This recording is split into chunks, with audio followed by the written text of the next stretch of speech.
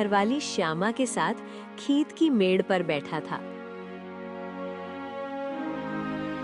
देखना हो भाग्यवान, अपनी फसल इस साल तो बहुत अच्छी जाएगी।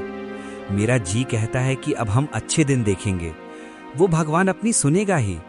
पिछली बार जो नुकसान हुआ था वो सब इस बार पूरा हो जाएगा। हाँ, क्योंकि मेरी मेहनत के साथ साथ हमारी इस खेत की धरती पर तुम्हारा जी तोड़ मेहनत का पसीना भी शामिल है। अब तो बस फसल तैयार होने की देर है। हाँ जी, सारे गांव में केवल तुम ही इतने सच्चे और मेहनती हो जो कभी काम से जी नहीं चुराते। ये सही है कि अपने पास जमीन का टुकड़ा तो कम है, पर ईमानदारी से जो मेहनत की है उसका फल जरूर मिलेगा। मेहनत से कमाया हुआ एक दाना भी 1000 से बढ़कर होता है, और तुम्हारा दिल तो राजा जैसा है। कुछ देर बाद सूर्य ढलने लगा और दोनों पति पत्नी घर चले गए। अरे सुनो जी, मैं तुम्हें एक जरूरी बात बताना तो भूल ही गई। कल से घर में चूल्हे की लकड़ियां खत्म हो गई हैं। अब आज रात का खाना तो बन जाएगा, पर कल के लिए क्या करेंगे? आपको ध्यान नहीं रहता। अरे फिक्र काहे करती हो भाग्यवान, तुम तो छोटी सी बात पर भी परेशान हो जाती हो। मैं कल सुबह सबसे पहले जंगल में लकड़ी काटने के लिए ही चला जाऊंगा। घने जंगल से सूखी और मोटी लकड़ियां ले आऊंगा जो कई दिनों तक चलेंगी। ठीक है ना? सुबह जल्दी निकलूंगा और जल्दी वापस आऊंगा। चलो अब। अगली सुबह उम्मीद की एक नई किरण लेकर रतन लकड़ी काटने के लिए जंगल चला गया। रतन एक पेड़ पर कुल्हाड़ी चलाने ही वाला था कि तभी उसने देखा झाड़ियों में एक घायल बंदर कराह रहा था। हे भगवान, बाप रे, इस बंदर को तो लगता है किसी ने बुरी तरह से घायल कर दिया है। जरूर किसी जंगली जानवर ने इसके ऊपर हमला किया होगा। बताओ भला, बेचारे का हाथ खून से भरा हुआ है। ओहो हो, काश तो बोल पाता तो बता पाता कि तेरी तकलीफ कहाँ है।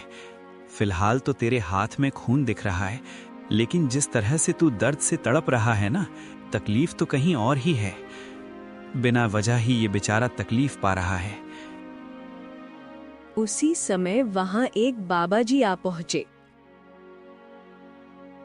कौन हो तुम और बंदर से काहे बतिया रहे हो? ये जंगली जीव है। प्रणाम बाबा जी, मैं तो बस लकड़ी काटने के लिए जंगल में आया था। इस घायल बंदर को देखा तो इसके ऊपर दया आ गई। लगता है किसी जंगली जानवर ने हमला किया है इसके ऊपर। देखिए ना, इसके हाथ से खून बह रहा है, लेकिन जिस तरह ये पीड़ा में है, मुझे तो लगता है कि इसे कहीं और ही गहरी तकलीफ है। हम इंसान होकर अगर जानवरों की मदद न करें तो ईश्वर को क्या जवाब देंगे? हाँ, ये सत्य है। हम बहुत कम इंसान होते हैं जिनके मन में जानवरों के प्रति इंसानियत होती है। रुको, मैं तुम्हारी मदद करता हूं। ओम। इतना बोलकर बाबा जी मंत्र पढ़ने लगे। अचानक रंग बिरंगी किरणों से बंदर का जख्म सही हो गया। हाँ, अब ये बंदर तुम्हें बता सकता है कि इसकी तकलीफ कहाँ है। मैंने इसे वाणी का वरदान दिया है। अब इसका ध्यान रखना। इतना बोलकर बाबा जी वहां से चले गए। मेरे कंधे में बहुत दर्द हो रहा था। हाँ, अब अच्छा लग रहा है। एक खूंखार शेर ने मुझ पर हमला किया था।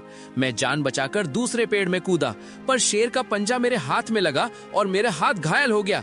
मैं पेड़ ही नहीं पकड़ पाया और मैं जैसे ही नीचे गिरा, मेरे कंधे में बहुत जोरदार चोट लग गई थी। अब मैं ठीक हूँ। अरे, तुम तो बिल्कुल आदमी की आवाज में बात कर रहे हो। ये कैसे संभव हुआ? मैंने कभी ऐसा चमत्कार नहीं देखा। जब बाबा जी ने मंत्र पढ़ा ना, तब मुझे ऐसा लगा कि मेरे अंदर बात करने की शक्ति आ गई है। मैंने बोला और मेरी आवाज तुम तक पहुंच गई। लगता है ये चमत्कार बाबा जी ने किया है। हाँ, अच्छा ये बताओ, तुम मेरे घर पे चलोगे ओहो, अब तुमने मेरी जान बचाई है तो अब तो मैं तुम्हारे साथ ही चिपक गया हूँ। मतलब मैं तुम्हारे साथ ही रहूंगा। और क्योंकि मैं इंसानों की तरह बात करने लगा हूँ तो मैं बंदरों से अब तो अलग हो गया हूँ ना। क्या करूंगा उन बंदरों के साथ रहकर? अब तुमसे ढेर सारी बातें करूंगा। चलो, तुम मेरा कोई अलग नाम भी रख सकते हो। बताओ बताओ, मेरा क्या नाम रखोगे? राम राम, बड़े मजे की बातें करते हो तुम तो पूरा दिन बातें करते रहोगे। चलो ठीक है, मैं तुम्हें यहाँ से जुगनू कह के पुकारूंगा। जुगनू। क्यों, कैसा नाम है? अच्छा नाम है ना? हाँ, अच्छा नाम है। ये नाम बहुत पसंद आया मुझे। चलो चलो, अब देर नहीं करते, घर चलते हैं। रतन जुगनू को साथ लेकर घर पहुंचा। अरे सोनो जी, ये जंगल से तुम बंदर को काहे पकड़ लाए? अब ये घर में रहेगा क्या? रतन पूरी घटना श्यामा को बताने लगा। क्या वास्तव में बंदर बात कर सकता है? ओहो, अरे तुम स्वयं पूछ लो ना, मुझे तो डर लग रहा है। मेरा नाम जुगनू है। रतन ने मेरी जान बचाई है और अब मैं उसका साथी हूँ। साथी क्या, अब तो मैं तुम्हारे परिवार का हिस्सा हूँ जी। मैं आप सबका ध्यान रखूंगा। श्यामा आश्चर्य में पड़ गई। समय बीतने लगा। जुगनू की मौजूदगी घर में नई जान ले आई थी।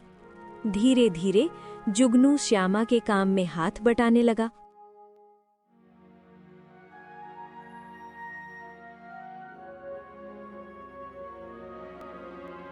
रतन भैया, अब मैं भी तुम्हारे साथ खेत में चलूंगा। क्या करूंगा घर में बैठे बैठे? मुझे भी चलना है जी।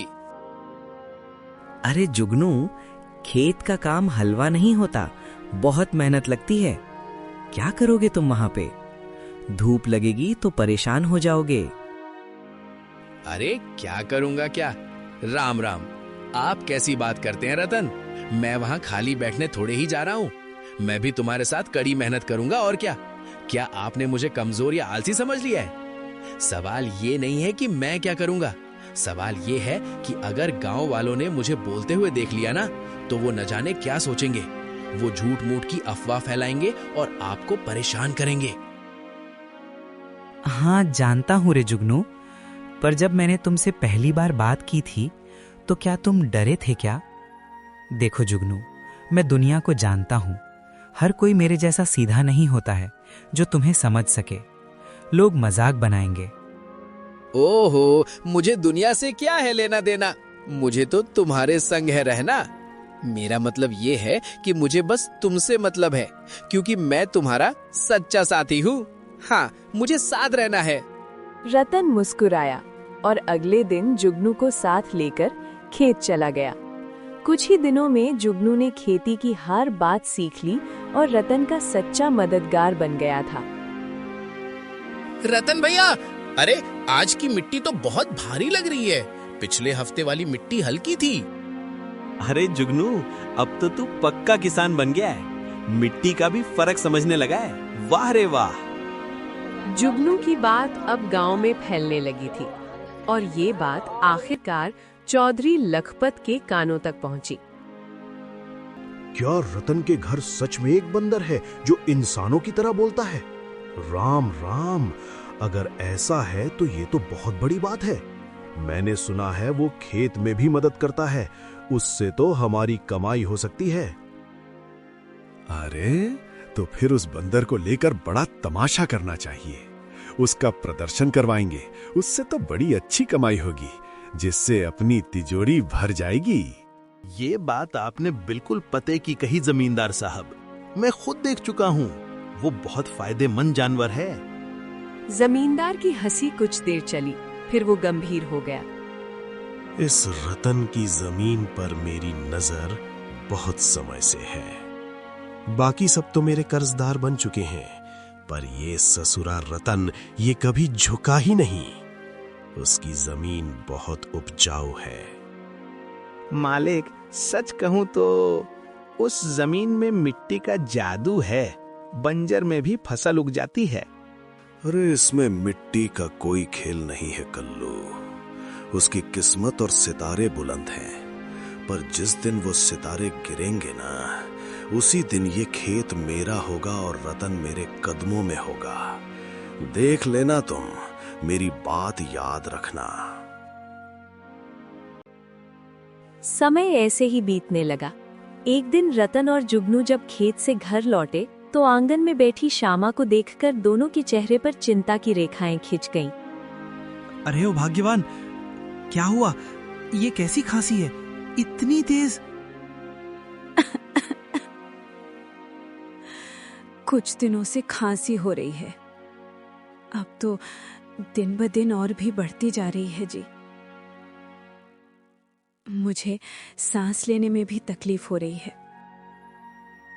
ओ भाग्यवान, इसे नजरअंदाज मत करो, ये तो बड़ी मुश्किल है। किसी अच्छे वैद्य को तुरंत बुलाना चाहिए, कहीं देर न हो जाए। रतन ने देर न करते हुए गांव के एक अनुभवी वैद्य को बुला लिया। वैद्य ने श्यामा को ध्यान से देखा।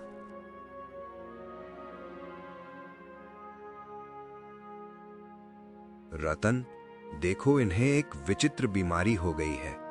अगर समय पर इलाज न मिला तो ये जानलेवा हो सकती है। वक्त रहते कुछ करना होगा।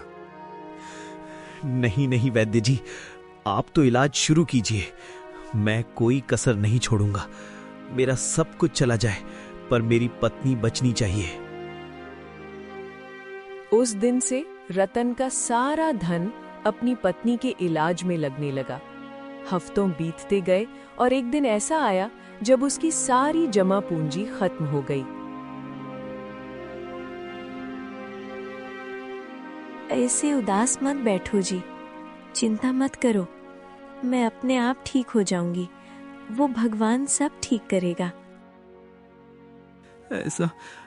ऐसा मत कहो ओ भाग्यवान, मैं तुम्हें इस हालत में नहीं देख सकता।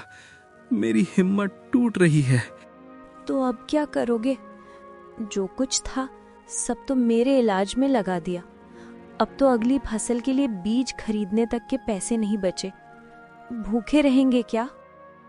रतन सिर झुकाए बैठा था। तभी जुगनू तेजी से दौड़ता हुआ आया। रतन भैया, आप हिम्मत मत हारो। तुम्हारा मन इतना दुखी क्यों है?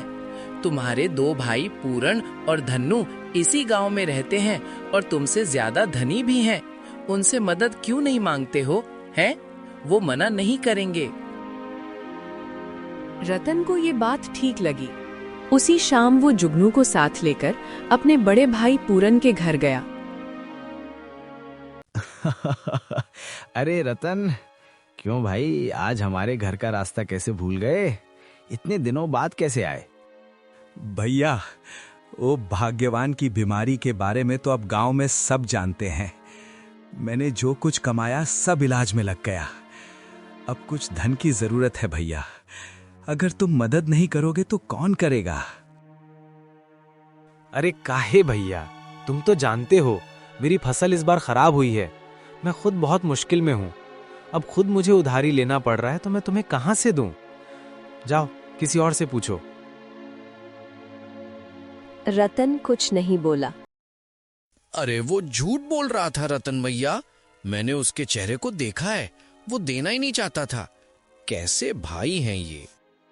हाँ जानता हूं रे जुगनू, पर चलो एक और भाई है धन्नू, उनसे मिलते हैं, शायद वो दया कर दें।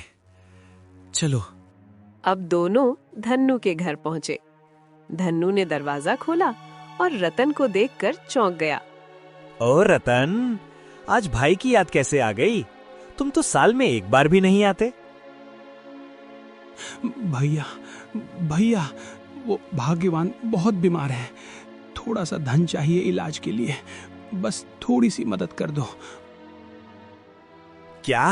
अरे काहे भैया, बंटवारे में वैसे भी तुझे ज्यादा जमीन मिल गई थी, उसे बेच नहीं देता? मेरे पास धन का पेड़ लगा है क्या जो मांगने चला आया? बेवकूफी की बातें मत करो। झूठ मत बोलो भैया, सच तो यह है कि तुमने और पूरन भैया ने मेरे हिस्से की जमीन भी दबा ली थी। मुझे 6 बीघा जमीन मिलनी थी, बस 2 ही बीघा मिली है। अरे निकल जाए यहां से, मुंह उठा के चले आते हैं पता नहीं कहां से। अगर कर्ज लेना है तो जमींदार के पास जा, भाग यहां से।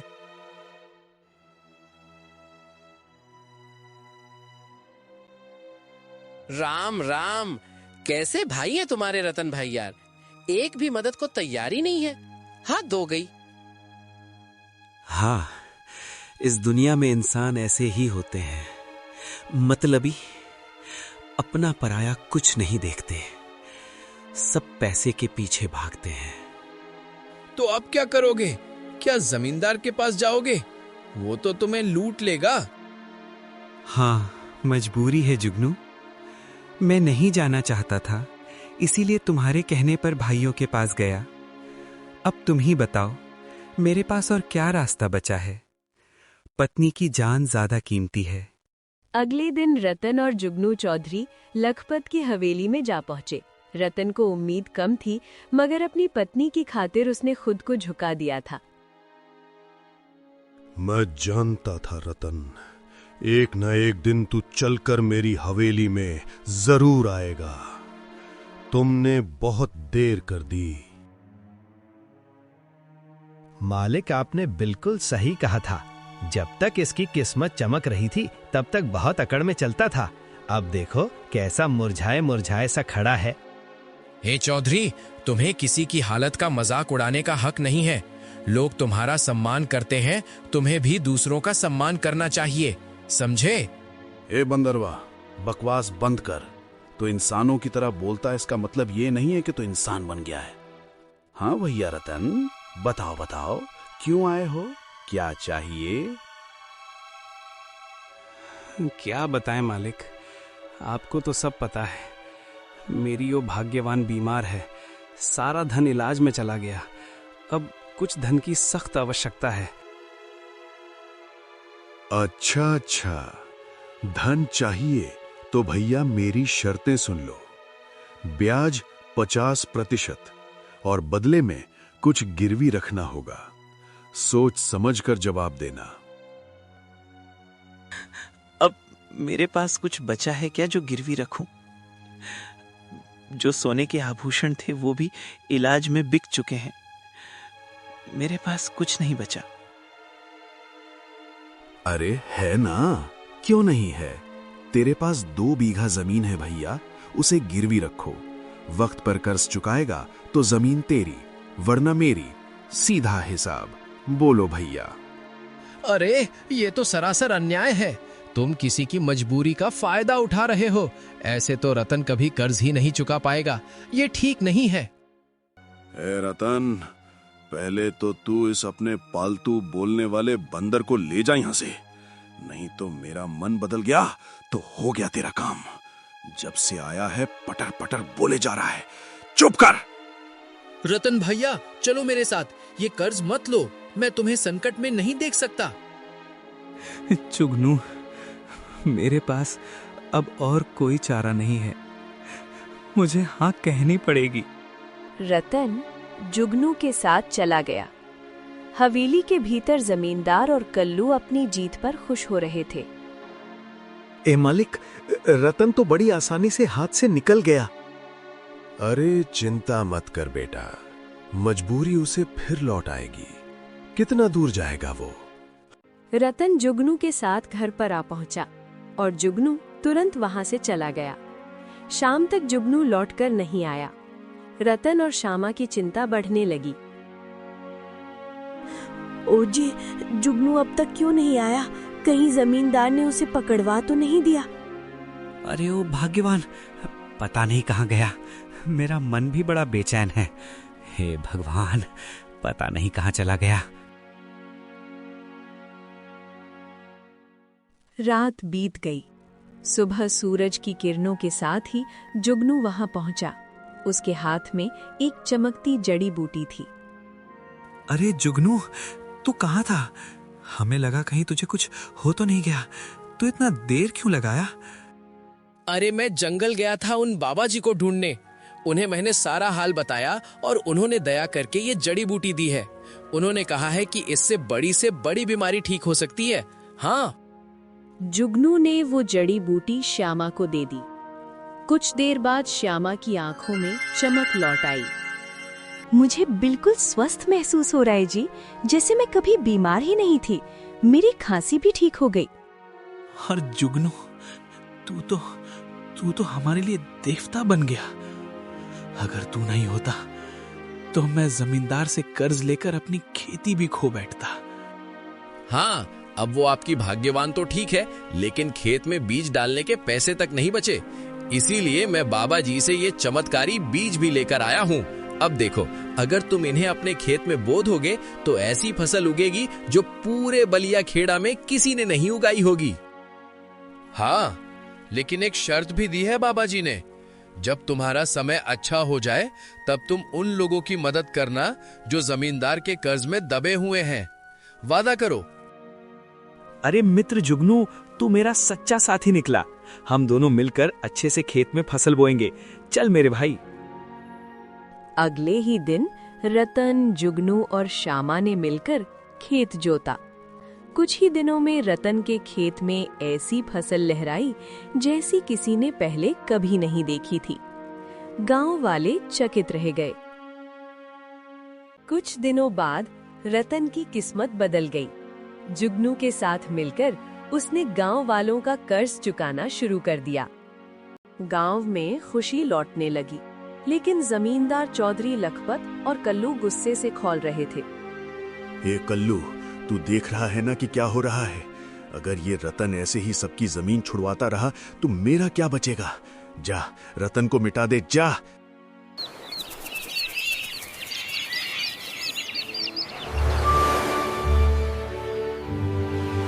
सुबह का सूरज उगा।